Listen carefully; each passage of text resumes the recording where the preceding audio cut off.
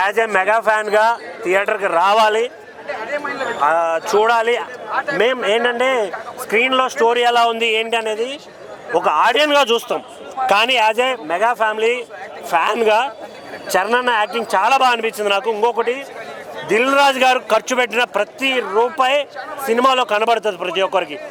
ఒక సెట్ కావచ్చు, ఒక సాంగ్లో కావచ్చు, ఒక సింగిల్ షాట్కి ఎన్ని కెమెరాలు పనిచేసాయి అనేది అంత క్లియర్గా ఆ ప్రొడక్షన్ని చాలా చాలా చాలా బాగా క్లియర్గా చూపిస్తారు.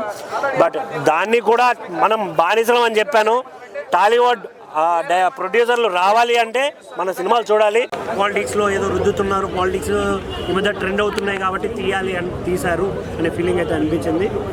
మెయిన్గా యాక్టింగ్ వైజ్ చూసుకుంటే మాత్రం ఫస్ట్ ఎస్జే సూర్య గారు కుమ్మేశారు. అసలు ఎంత నవ్వుకుంటామో అంతే, అబ్బా ఏం చేశాడ్రా ఈ సినిమా అనే ఫీలింగ్ వస్తుంది. సముద్రగని గారు కావచ్చు, చరణ్ కావచ్చు, అంజలి గారు కావచ్చు, ఓవరాల్ యాక్టర్స్ అందరూ కుమ్మేశారు. అసలు మెయిన్గా తమన్ మామ మొన్నే ఒక డైలాగ్ వేశాడు,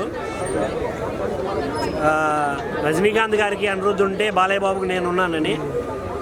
ఎగ్జాక్ట్గా అదే జరిగింది. దీంట్లో 1 or 2 సాంగ్స్ చాలా ఇంప్రెస్ చేస్తాయి.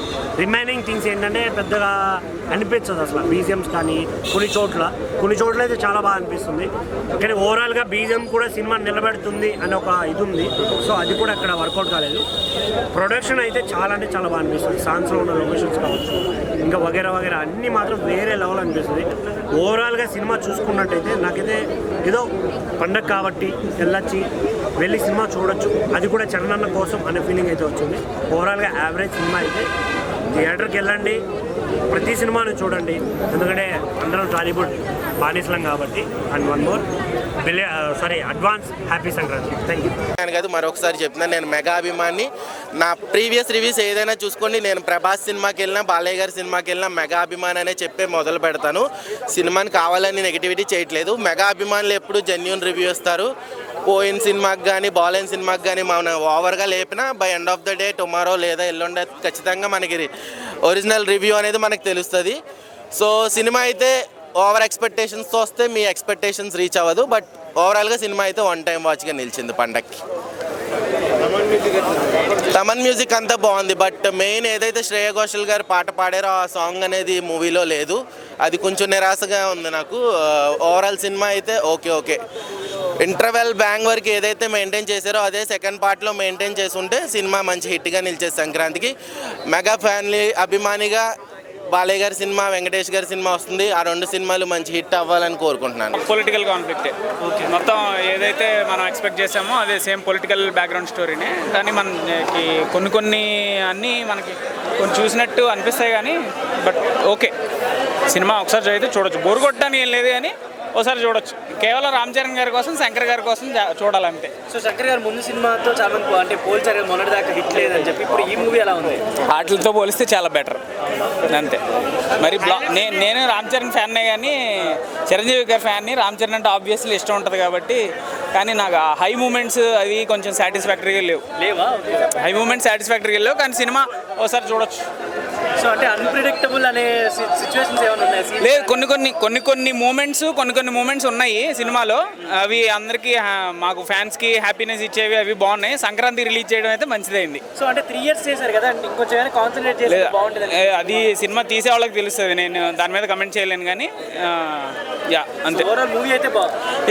పాటలు నానా హైరానా సాంగ్ లేదు, అది ఎడిట్ చేశారు కరెక్టే. నేను మూవీ లోపలికి వెళ్ళిన తర్వాత నేను ఆ ట్వీట్ చూశాను, 14th యాడ్ చేస్తున్నారు అని చెప్పని. అది కూడా ఉంటే ఇంకా బాగుండేది, విజువల్ వండర్లా ఉండేది. బట్ సినిమా మనకి అంతే.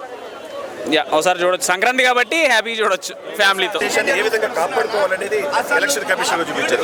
అల్టిమేట్గా ఏంటంటే ఒక ముఖ్యమంత్రి ఏ విధంగా ఉండాలి. ముఖ్యమంత్రి అంటే 5 సంవత్సరాలు ఉంటాడు, ఎమ్మెల్యే కానీ ఎంపీ కానీ. ఒక ఐఏఎస్ ఆఫీసర్ అంటే చనిపోయేదాకా ఉంటాడనే ఆ డైలాగ్ అనేది ఎక్స్ట్రాడినరీ. సార్ దాదాపు 450 కోట్లు అన్నారు, సినిమాలకి 90 కోట్లు అన్నారు. ఆ వాల్యూస్ కనపడుతుంది. టెక్నికల్ వాల్యూస్ ఆయన తర్వాతే. సరే, క్రికెట్కి ఆరాధ్య దైవం సచిన్ టెండూల్కర్, సినిమాకి ఆరాధ్య దైవం Shankar straight movie 30 years first straight movie ఇది. నెక్స్ట్ లెవెల్లో తీసుకొచ్చాడు. అంటే ఎక్కడ కూడా రాజీ పడల. 95 కోట్ల పాటలు కనపడి ఎక్కడ ఒక పాటకి 11 కోట్లు పెట్టారంటే మామూలు డెఫినెట్ గా కంబ్యాక్ అండి. ఒకప్పుడు ఒకే ఒక్కడు, తర్వాత ప్రేమికుడు కావచ్చు, భారతీయుడు 1 కావచ్చు. ఈ రోజున దాదాపు 30 సంవత్సరాలు ఆయన చరిత్రలో స్ట్రైట్ మూవీ గేమ్ చేంజర్ చరిత్ర కాబోతుంది. ఇండియన్ మూవీకి గేమ్ చేంజర్ అవబోతుందా ఇది?